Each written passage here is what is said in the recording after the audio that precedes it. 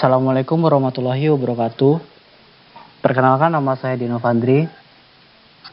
Saya akan menjelaskan paper saya dengan judul Akuntansi Aset Tetap Berbasis Akrual pada Akuntansi Sektor Publik. Yang pertama yaitu abstrak. Pada laporan keuangan pemerintah yaitu neraca, akun aset tetap merupakan akun dengan jumlah yang paling signifikan dan material. Aset tetap merupakan aset yang menghabiskan anggaran pemerintah dalam jumlah besar. Akan tetapi, aset tetap merupakan yang paling menunjang dalam penyelenggaraan fungsi pemerintahan dalam rangka pelayanan kepada masyarakat. Maka dari itu, aset tetap menjadi sorotan auditor BPK saat dilakukan pemeriksaan laporan keuangan pemerintah. Keandalan pengakuan, pengukuran, pengungkapan aset tetap pemerintah bergantung pada standar akuntansi yang digunakan. Kehadiran Peraturan Pemerintah Republik Indonesia tahun 71 tahun 2010 tentang standar akuntansi pemerintah berbasis akrual merupakan momentum dalam perubahan standar akuntansi pemerintah dari berbasis kas menjadi basis akrual, dan juga berimplikasi besar pada perlakuan aset di mana penyusutan diperhitungkan dalam perhitungan aset tetap. Oleh karena itu, akuntansi berbasis akrual akan memberikan informasi yang lebih baik dibandingkan berkas. Dengan demikian, karya tulis ini bertujuan agar menambah pemahaman dalam pengukuran, pengakuan, pengungkapan aset tetap pada pemerintah. Selanjutnya ada pendahuluan. Latar belakang. Akuntansi berbasis akrual adalah suatu basis akuntansi di mana transaksi ekonomi dan peristiwa lainnya diakui, dicatat, dan disajikan dalam laporan keuangan pada saat terjadinya transaksi tersebut tanpa memperhatikan waktu kas atau setara kas yang terima atau dibayarkan. Dari pengertian di atas dapat disimpulkan akuntansi akrual yaitu basis akuntansi di mana transaksi ekonomi dan peristiwa lainnya disajikan tanpa memperhatikan kapan pendapatan tersebut akan diterima atau dibayarkan oleh pihak lainnya. Akuntansi akrual ini juga merupakan pencatatan terhadap aset dan kewajiban dalam implementasi transaksi tersebut jika sudah memiliki hak dan kewajiban. Ruang lingkup dalam standar pengakuan aset tetap berbasis akrual Indonesia mengacu pada PSAP nomor 7 tentang akuntansi aset tetap yang menyatakan bahwa setiap lembaga negara menyajikan laporan keuangan untuk tujuan umum dan mengatur tentang perlakuan akuntansinya termasuk pengakuan, penyajian, penilaian, dan pengungkapan yang diperlukan kecuali bila pernyataan standar akuntansi pemerintah lainnya mensyaratkan perlakuan akuntansi yang berbeda. Tujuan dalam paper ini adalah menjelaskan standar akuntansi aset tetap berbasis akrual pada akuntansi sektor publik yang berlaku di Indonesia.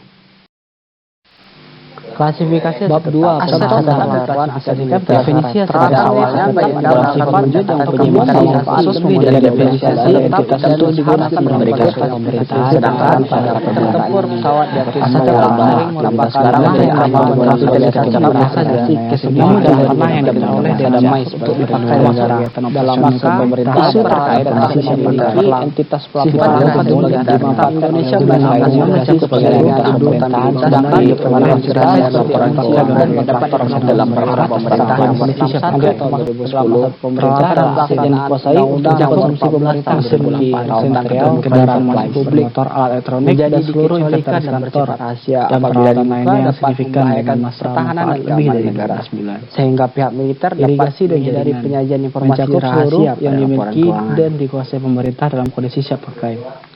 Aset instruksi dalam pekerjaan. Beberapa aset biasanya dianggap sebagai aset infrastruktur, namun dalam tanggal laporan keuangan belum diselesaikan seluruhnya. Universal digunakan. Aset tetap aset ini biasanya mempunyai karakteristik sebagai berikut. Aset tetap yang tidak dapat yang pertama merupakan bagian dari satu sistem atau jaringan dalam operasional. Dua, sifatnya khusus dan tidak ada alternatif penggunaannya. Tiga, tidak dapat dipindah-pindahkan. Empat, terdapat batasan-batasan untuk pelepasannya. Walaupun kepemilikan dari aset infrastruktur tidak hanya oleh pemerintah, aset infrastruktur secara signifikan sering dijumpai merupakan sebagai aset dari pemerintah. Aset bersejarah atau heritage asset. PSAP 07 tidak mengharuskan pemerintah untuk menyajikan aset bersejarah di neraca, namun aset tersebut harus diungkapkan dalam catatan atas laporan keuangan. Berbeda Beberapa aset tetap dijelaskan sebagai aset bersejarah dikarenakan kepentingan budaya, lingkungan, dan sejarah. Contoh dari aset bersejarah adalah bangunan bersejarah seperti monumen, tempat purbakala seperti candi, dan karya seni. Beberapa karakteristik ini dianggap sebagai ciri khas suatu aset bersejarah. Yang pertama itu nilai kultural. Sejarahnya tidak mungkin secara penuh dilambangkan dengan nilai keuangan berdasarkan harga pasar. Yang kedua, peraturan dan hukum berlaku melarang atau membatasi secara ketat perluasan aset untuk dijual. Tidak mudah untuk diganti dan nilainya akan terus meningkat selama waktu berjalan, walaupun kondisinya semakin menurun. Sulit untuk mengestimasikan masa manfaatnya untuk beberapa kasus dapat mencapai ratusan tahun. Aset bersejarah mungkin mempunyai banyak nilai selama bertahun-tahun dengan perolehan beragam termasuk pembelian, donasi, warisan, rampasan, ataupun sitaan. Aset bersejarah biasanya diharapkan untuk dipertahankan dalam waktu yang tak terbatas. Pengungkapan. Aset bersejarah biasanya dibuktikan dengan peraturan perundang-undangan. Aset tetap sebagai berikut. Pertama, dasar penilaian yang digunakan untuk menentukan nilai tercatat atau carrying amount. Yang kedua, rekonsiliasi jumlah tercatat pada awal dan akhir periode menunjukkan penambahan, pelepasan, akumulasi penyusutan, dan perubahan nilai jika ada. Lalu mutasi aset tetap lainnya. Yang ketiga, informasi penyusutan meliputi nilai penyusutan, metode penyusutan yang digunakan, masa manfaat atau tarif penyusutan yang digunakan, dan nilai tercatat bruto, akumulasi penyusutan awal dan akhir periode. Kesimpulan. Secara garis besar, penulis setuju dengan penggunaan akuntansi berbasis akrual PSAP 07 dalam penetapan aset tetap karena memberikan gambaran sebenarnya yang lebih dibandingkan berbasis kas.